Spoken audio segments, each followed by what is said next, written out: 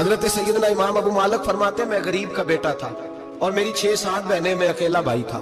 آپ فرماتے میرے ابا جی فوت ہو گئے، میری امی پکڑ کے مجھے ایک دھوبی کی دکان پہ لے گئی، کہنے لگی اسے کپڑے دھونے کا طریقہ بتا دے، یہ بھی ایک چھوٹی سی لانڈری کی دکان کھول لے گا، میری بیٹیوں کا پیٹ پالے گا۔ دھوبی کہنے لگا ٹھیک ہے، میں 2-3 درہم بھی دوں گا مہینے کے، اور جب کام سیکھ جائے گا تو تنخواہ بڑھ جائے گا۔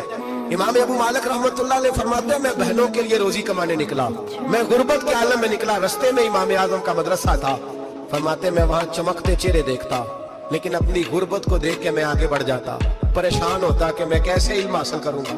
آپ فرماتے امام صاحب مجھے اکثر دیکھتے، ایک دن امام اعظم باہر نکلے، مجھے کھڑے ہوئے دیکھا تو قریب بلایا، سینے سے لگایا، ماتھا چوما، کیا نام ہے؟ میں نے کہا ابو مالک میرا نام ہے۔ کہا تمہیں پڑھنے کا شوق ہے؟ کہا بڑا شوق ہے۔ کہنے لگے چل آجا پڑھا کر، آجا مدرسے میں پڑھا کر۔ کہتے میں سارا دن وہاں پڑھتا، گھر سے کام کرنے آتا، سارا دن امام اعظم کے پاس پڑھتا رہتا۔ مہینہ آیا تو میری اماں کہنے لگی تنخواہ لاؤ۔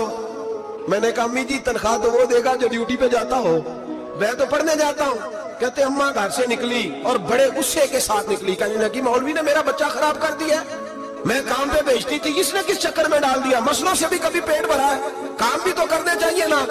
کہتے امام اعظم کے سامنے کھڑی ہوئی، امام صاحب بڑے امیر کبیر آدمی، بی بی آئی اور تیز جملے، عورتوں کا طریقہ ہوتا ہے، کہنے لگی مولوی تیری سفید داڑھی، تیرا اتنا نام، تجھے خیال ہی نہیں آیا میں بیوہ عورت ہوں، تو نے میرا بچہ خراب کر ڈالا، میری یتیم بچیاں روٹی کہاں سے کھائیں گی، مسلوں سے بھی کبھی پیٹ بھرا ہے۔ کہتی اتنے سخت جملے کہے اور قربان جاؤ امام اعظم سنتے رہے اور مسکراتے رہے۔ کہنے لگے میری غلطی ہے، جب غصہ اتر گیا تو کہنے لگے اماں تیرا غصہ اتر گیا ہے؟ کہنے لگے تیرا بیٹا بڑا نیک ہے، تو اسے پڑھنے دے۔ کہنے لگے چپ کر بے مولوی، یہ پڑھے گا تو میں روٹی کہاں سے کھاؤں گی۔ امام صاحب کہنے لگے مجھے بتائے گی تیرے گھر کا خرچہ کتنا ہے؟